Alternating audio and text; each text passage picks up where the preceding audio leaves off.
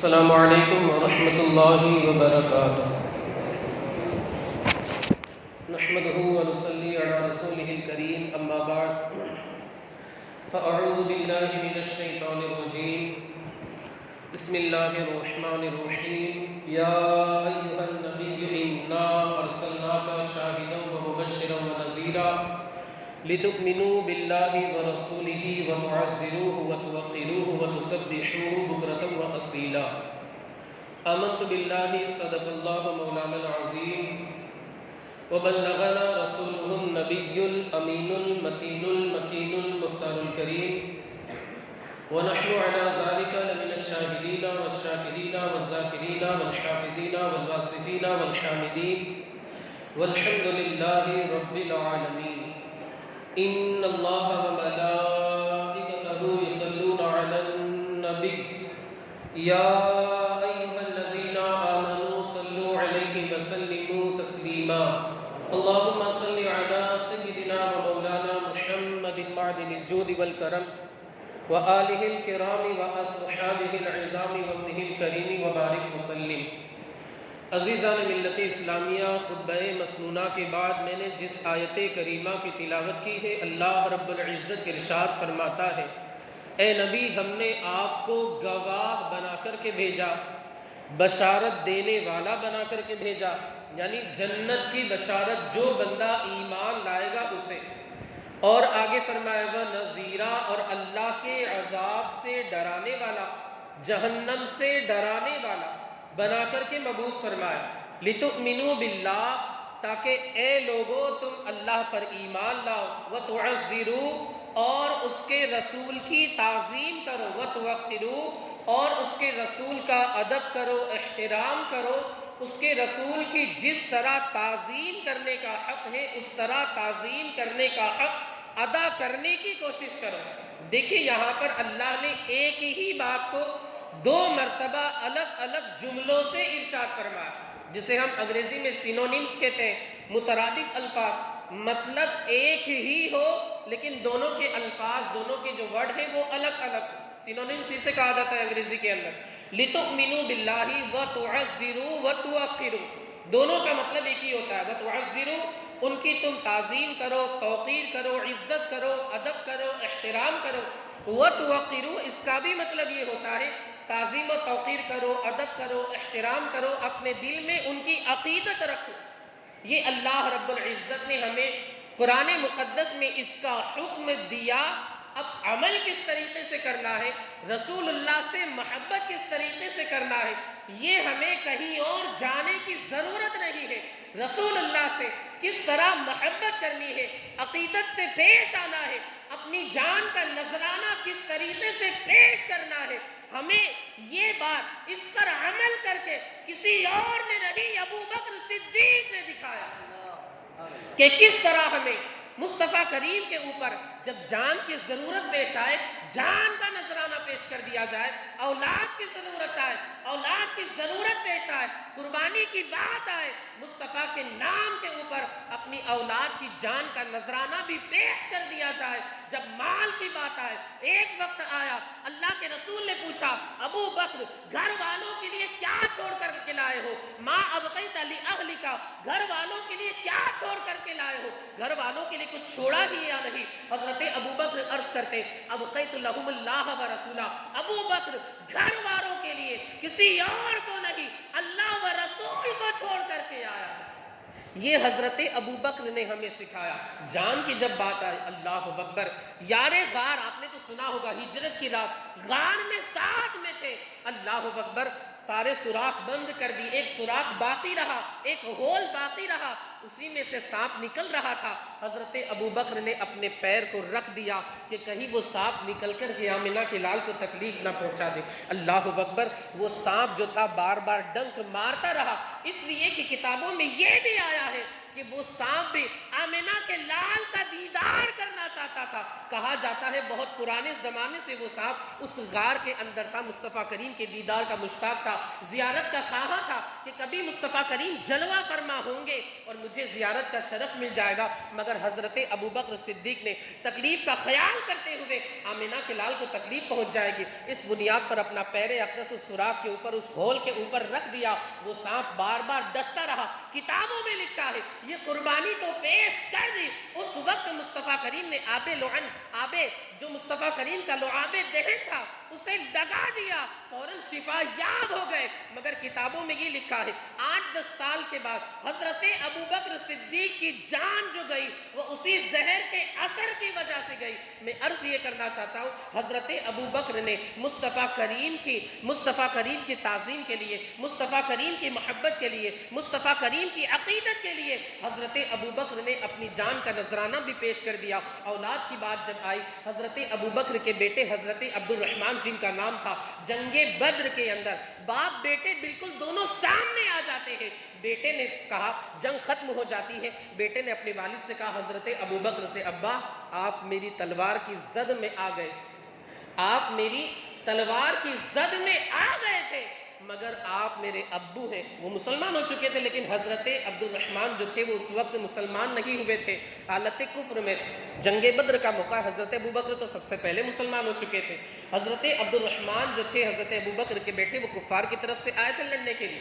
اب حضرت عبد الرحمن بن عوف اپنے والد سے جنگ ختم ہونے کے بعد کہتے ہیں ابو آپ میری تلوار کی زد میں آ گئے تھے، اگر میں چاہتا آپ کا سر الگ کر دیتا، آپ کی گردن اڑا دیتا، مگر آپ میرے ابو تھے اس وجہ سے میں نے آپ کو چھوڑ دیا۔ اب حضرت ابوبکر کا جواب سنیں۔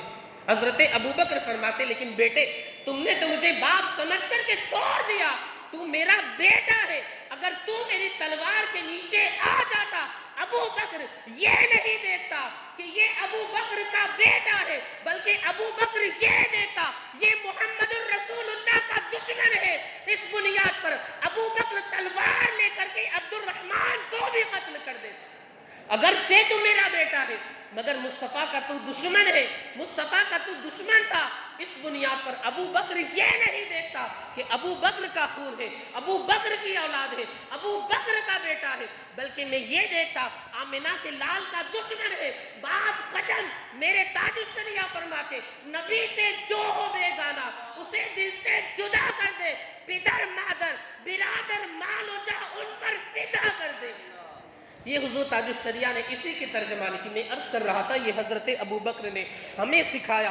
جان کی بات آئی، جان بھی پیش کر دی، مال کی بات آئی، مال کا نذرانہ بھی پیش کر دیا، اور اولاد کی بات آئی تو اولاد بھی رسول اللہ کے قدموں میں لا کر کے نچھاور کر دی۔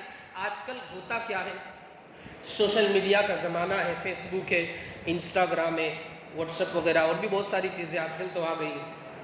کہیں سے کانٹیکٹ ہوا، تعلقات بڑھے اور فاسد محبت کی شروعات ہو جاتی جسے افیئر کہا جاتا ہے، بلکہ استغفر اللہ مسجد ہے لیکن بتانا ضروری ہے، بہت سارے شادی کے بندھن میں تو بندھے ہوئے رہتے ہیں مگر اس کے باوجود بھی کسی اور کے ساتھ افیئر چالو، افیئر جسے کہتے ہیں، بات چیت چل رہی ہے، یعنی اس کو مطلب معیوب نہیں سمجھا جاتا، اسے معیوب نہیں سمجھا جاتا۔ یاد رکھیں یہ ساری جو چیزیں ہیں یہ فسادی محبت یعنی فاسد محبتیں، اس کا حاصل کچھ نہیں ہے۔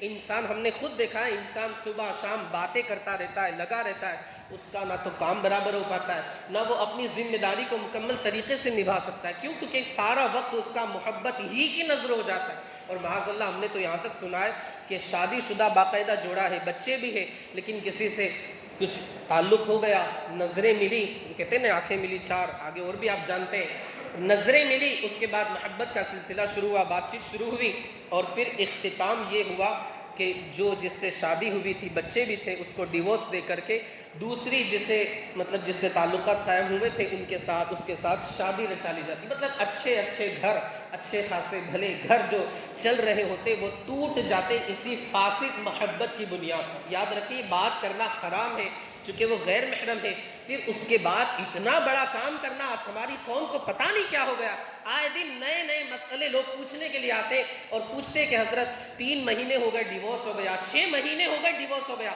15 دن ہو گئے ڈیورس ہو گیا۔ مطلب اس کو کچھ، ہماری جو قوم ہے وہ اس کو کچھ ہلکا سمجھ، مطلب بہت ہلکا سمجھ لیا، کچھ سمجھتی ہی نہیں۔ یاد رکھیں میرے آقا مصطفیٰ کریم فرماتے کہ جب کوئی بندہ طلاق دیتا ہے اس طلاق کی بنیاد پر پورا عرش الہی لرز جایا کرتا ہے۔ کیا سمجھ کر کے رکھا ہے؟ شاید اسی لیے ہمارے اوپر اللہ کی رحمتوں کے دروازے بند ہو گئے، اسی لیے آج ہم یہ دن دیکھ رہے ہیں، ہمیں یہ دن دیکھنے پڑ رہے ہیں کہ دشمن کی نگاہ میں ہماری گاجر مولی کی طرح حیثیت اور اوقات ہے، جب چاہتے کاٹ دیتے، جب چاہتے ہمارا خون بہا دیتے۔ ہمارا خون جو ہے وہ پانی سے بھی زیادہ سستا ہو گیا۔ یہی وجہ ہے کہ ہم نے خود اپنے پیر کے اوپر کلہاڑی ماری۔ یار انسان کو اپنے لائف پارٹنر کو سمجھنے میں کم از کم میں سمجھتا ہوں 1 سال تو کم سے کم لگتا ہی لگتا ہے۔ یہ کیا بات ہوئی 2 مہینے کے اندر، 3 مہینے کے اندر، 6-8 مہینے کے اندر آپ بالکل دھڑنے سے، آپ کی بات تو نہیں کرتا، جو ایسا کرتے ہماری قوم کے جو نوجوان دھڑنے سے 1 2 3، مطلب اس کو لوگ بالکل ہلکے میں سمجھتے، کوئی اس کی حیثیت ہے ہی نہیں۔ سامنے والی کا کیا حال ہوگا، اس کے گھر والوں پر کیا گزرے گی، ہمارے سماج کا نام باہر خراب ہوگا، یہ ساری چیزوں کی فکر نہیں، بس صرف فاسد محبتوں کی تمہیں لاج رکھنی کہ میں تمہارے لیے اگر چاند پر جانے کی بھی بات آئے چاند پر بھی چلا جاؤں گا۔ یہ بیوی کو طلاق دینا تو چھوٹی موٹی بات ہے، کیا سمجھتے ہیں یہ دنیا کے اندر تو اس بندے کے ساتھ جو جیسا کرے گا ویسا ہونا ہی ہے، مگر آخرت میں بھی اسے اللہ کے حضور حاضر ہو کر کے جواب دینا ہو۔ کسی کی زندگی تباہ کرنے سے انسان کامیاب ہو جائے وہ چند دنوں تک خوش رہ سکتا ہے، مگر اس کے بعد پھر اس کی تباہی کے دن شروع ہونا، اس کی تباہی کے دن کا آغاز ہو جایا کرتا ہے۔ ہو سکتا ہے ہمارے کچھ بھائیوں کو تکلیف ہو رہی ہوگی، لیکن کسی کی زندگی کو خراب کرنا، آپ اسی سے جا کے پوچھیں کہ اس کے دل کو کتنی تکلیف ہوتی ہے، اس کا دل کتنا روتا ہے۔ کیا آپ نے اسی بنیاد پر 2-4-8 مہینے پہلے اس کے ساتھ شادی کی تھی کہ 6-8 مہینے کے بعد اس کی زندگی کو تباہ کر دے، اس کی زندگی کو برباد کر دے، اس کی زندگی کو ڈسٹروائے کر دے؟ اس وجہ سے آپ نے شادی کے بندھن کو باندھا تھا۔ یاد رکھیں میرے آقا مصطفیٰ کریم نے جو فرمایا، میں نے اس سے پہلے اس حدیث پاک کو پڑھ کر کے سنایا، جب بندہ یہ طلاق کا لفظ بولتا ہے عرش الہی لرز جایا کرتا ہے۔ اور یہ بھی ایک حدیث پاک یاد رکھیں، عصر کے بعد شیطان کا ایک تخت لگتا ہے سمندر کے اوپر، ہمیں تو نظر نہیں آتا لیکن حدیث پاک میں ہے، لگتا ضرور ہے حدیث پاک کے الفاظ۔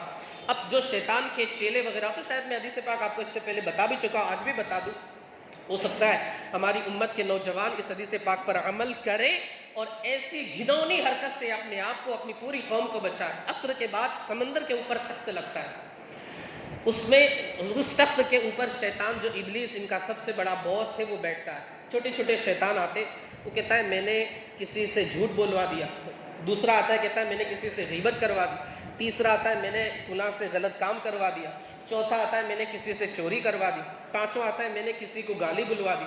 شیطان کہتا ہے ٹھیک ٹھیک سب چلے گا، ٹھیک کوئی مسئلہ۔ ایک شیطان آتا ہے وہ کہتا ہے میں نے 2 میاں بیوی کے اندر طلاق دلوا دی۔ ایک شیطان آتا ہے ابلیس کے تخت کے قریب اور آ کر کے کہتا ہے کہ میں نے میاں بیوی کے درمیان ڈیورس کروا دیا، طلاق دلوا دی، چھوٹا چھیڑا کروا دیا، فارقتی جسے کہا جاتا ہے۔ وہ جو ابلیس تھا نا وہ بالکل خوشی کے مارے اچھل جاتا ہے۔ پہلے جب جو شیطان آئے انہوں نے کہا چوری کروا دی، میں نے جھوٹ بلوا دیا، میں نے غیبت کروا دی، میں نے یہ کروا دیا، میں نے وہ کروا دیا، شیطان اتنا خوش نہیں ہوتا۔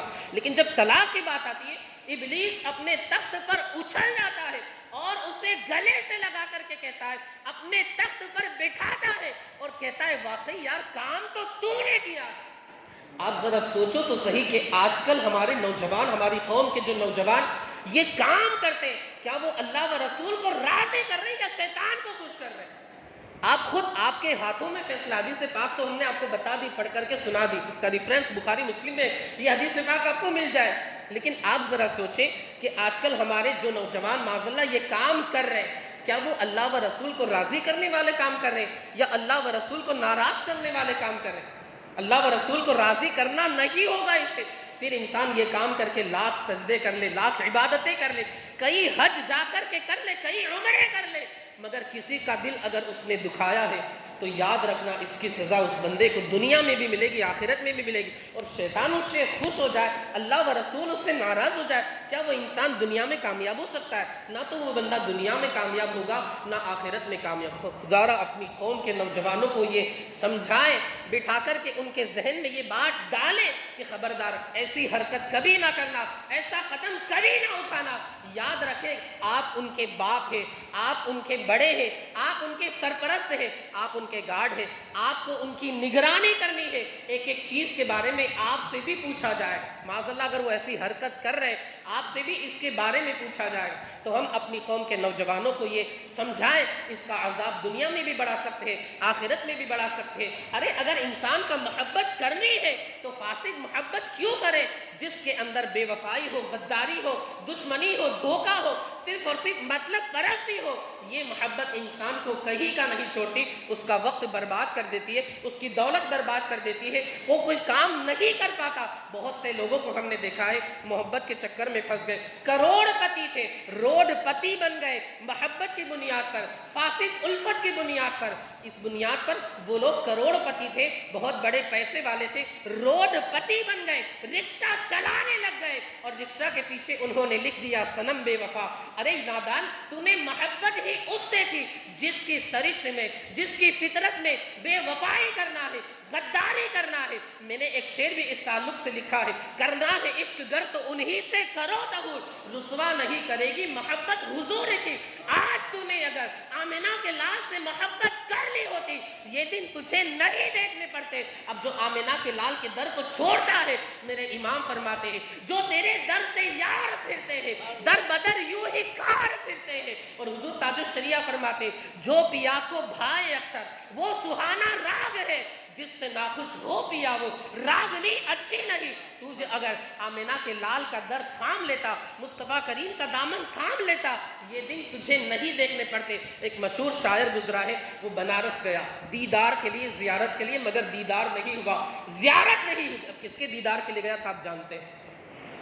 اب جب دیدار نہیں ہوا، اس نے ایک کلام لکھا۔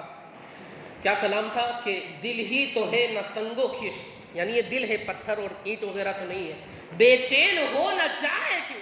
مطلب اس نے کلام لکھا، اس کا مفہوم یہ تھا کہ میں آیا، مجھے زیارت نہیں ہوئی، دیدار نہیں ہوا، ملاقات نہیں ہوئی، مایوس ہو کر کے گیا، اور اس نے یہ کلام لکھا کہ دل ہی تو ہے نہ سنگ و خشت، بے چین ہو نہ جائے کیوں۔ یعنی برا تو لگے گا، ظاہر سی بات ہے، دیدار نہیں ہوا، زیارت نہیں ہوئی، ملاقات نہیں ہوئی، کم از کم ایک جھلک دیکھ لو لیتا۔ میرے امام نے جب اس خبر کو سنا، برجستہ قلم اٹھایا اور فرمایا ارے نادان، تو نے محبت ہی ایسی شخصیت سے کی ہے جس کی سرشت میں بے وفائی کرنا ہے، غداری کرنا ہے۔ حضور اعلیٰ حضرت نے اسی بحر پر، اسی وزن پر، آخر میں کیوں کیوں کرتے ہوئے ایک کلام لکھ دیا۔ فرماتے ہیں پھر کے گلی گلی تباہ، ٹھوکریں سب کی کھائے کیوں، دل کو جو دے عقل دے خدا، تیری گلی سے جائے کیوں، رخصت قافلہ کا شور، گش سے ہمیں اٹھائے کیوں، سوتے ہیں ان کے سائے میں کوئی ہمیں جگائے کیوں، یاد حضور کی قسم غفلت عشق ہے ستم، خوبے ہے قید غم میں ہم کوئی ہمیں چھڑائے کیوں۔ اور فرماتے ہیں سنگے درے حضور سے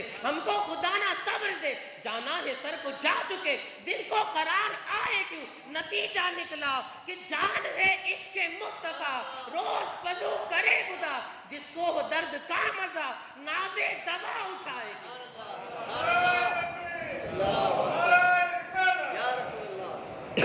میں عرض کر رہا تھا کہ ہمیں اگر محبت کرنی ہے تو آمنہ کے لال سے محبت کریں۔ یقیناً یہ ایسی محبت ہے جو آپ کا ہاتھ پکڑ کر کے آپ کو جنت تک لے جائے، ورنہ دوسری جتنی بھی محبتیں ہیں اس میں تباہی ہے، بربادی ہے، وقت ضائع کرنا ہے، اپنا مال برباد کرنا ہے، آخرت میں تو اس کا جواب دینا ہی دینا ہے، لیکن دنیا میں بھی اس کا انجام اچھا نہیں ہوتا۔ یہ جو محبت آمنہ کے لال کی محبت ہے، یہ ہمیں حضرت ابوبکر صدیق نے سکھایا کس طریقے سے ہمیں محبت کرنی ہے۔ اب جب ہم آمنہ کے لال سے محبت کر لیں گے نا حقیقی معنی میں، ہمیں کوئی نگاہ میں جچے گا ہی نہیں۔ تیرے قدموں میں جو ہے غیر کا منہ کیا دیکھے، کون نظروں پہ چڑھے دیکھ کے تلوا کے رہے۔ یقیناً آپ اگر سچی محبت آمنہ کے لال سے کر لیں گے، آپ یا آپ کی بات تو نہ کرو کسی اور کی، ادھر ادھر وہ بندہ منہ نہیں مارے، اس کی سچی محبت اگر آمنہ کے لال سے ادھر ادھر وہ آنکھ اٹھا کر کے نہیں دیکھے گا، کاسے غیر کو منہ سے لگاؤں توبہ، شان پہچانتا ہوں یار کے پیمانے کی۔ یہ حال انسان کا ہو جائے جب ایک کا دامن وہ تھام لے گا، آمنہ کے لال کا، مدینے کے والی کا، کونین کے مختار کا، معراج پر جانے والوں کا، ڈوبے ہوئے سورج کو واپس لانے والے کا، چاند کے 2 ٹکڑے کرنے والے کا، اگر وہ دامن تھام لے گا آمنہ کے لال کا، عبداللہ کے پیارے کا، وہ ادھر ادھر فاسد محبتوں میں نہیں پڑے گا۔ یہی پیغام ہمیں حضرت ابوبکر صدیق نے سکھایا۔ حضرت ابوبکر صدیق کی بس شان بیان کر کے اپنی گفتگو کو ختم کر دوں، یہی وہ حضرت ابوبکر صدیق ہے جنہوں نے محمد مردوں میں سب سے پہلے اسلام قبول کیا، یہی وہ ابوبکر صدیق ہے جنہوں نے قرآن مقدس کو سب سے پہلے مصحف کہہ کر کے پکارا، یہی وہ ابوبکر صدیق ہے جنہوں نے سب سے پہلے قرآن مقدس کو جمع فرمایا، یہی وہ ابوبکر صدیق ہے جنہوں نے آمنہ کے لال کی حمایت میں کفار و مشرکین سے جنگ فرمائی، یہی وہ ابوبکر صدیق ہے جنہوں نے سب سے پہلے اسلام میں مکہ مکرمہ کے اندر سب سے پہلے مسجد بنائی، یہی وہ ابوبکر صدیق ہے جنہیں آمنہ کے لال نے حج کا امیر بنا کر کے بھیجا، یہی وہ ابوبکر صدیق ہے جنہیں آمنہ کے لال نے اپنی زندگی میں امامت کے فرائض انجام دینے کا منصب عطا فرمایا، اور اتنے پر بس نہیں بلکہ خود ابوبکر کی ابتدا میں آمنہ کے لال نے بھی نماز ادا فرمائی، یہی وہ ابوبکر صدیق ہے جو اسلام کے سب سے پہلے خلیفہ راشد ہے، یہی وہ ابوبکر صدیق ہے جنہیں سب سے پہلے خلیفہ کا لقب ملا۔ ارے یہ وہ ابوبکر صدیق ہے جن کی صحابیت کہیں اور سے نہیں قرآن مقدس سے ثابت ہے۔ میرے امام فرماتے ہیں سایہ مصطفیٰ مایہ اصطفیٰ، اس ناز خلافت پہ لاکھوں سلام، یعنی اس افضل الخلق بعد الرسول ثانی اثنین ہجرت پہ لاکھوں سلام، اصدق الصادقین سید المتقین چشم گوش جرزارت پہ لاکھوں سلام۔ یہ حضرت ابوبکر صدیق کی شان ہے۔ مولا عز و جل ہمیں آپ کو اور ساری دنیا کے خوش عقیدہ مسلمانوں کو حضرت سیدنا ابوبکر صدیق کا جو عشق محمدی تھا اس کا صدقہ عطا فرمائے، اور اسی کے مطابق ہمیں زندگی کے شب و روز گزارتے رہنے کی توفیق رفیق عطا فرمائے۔ استغفر اللہ ربی من کل ذنب واتوب الیہ۔ کھڑے ہو جائیں، صفحے درست کر لیں، خالی جگہ کو پر کر لیں، جن حضرات کی سنتیں باقی ہوں وہ اطمینان و سکون کے ساتھ ادا فرمائیں۔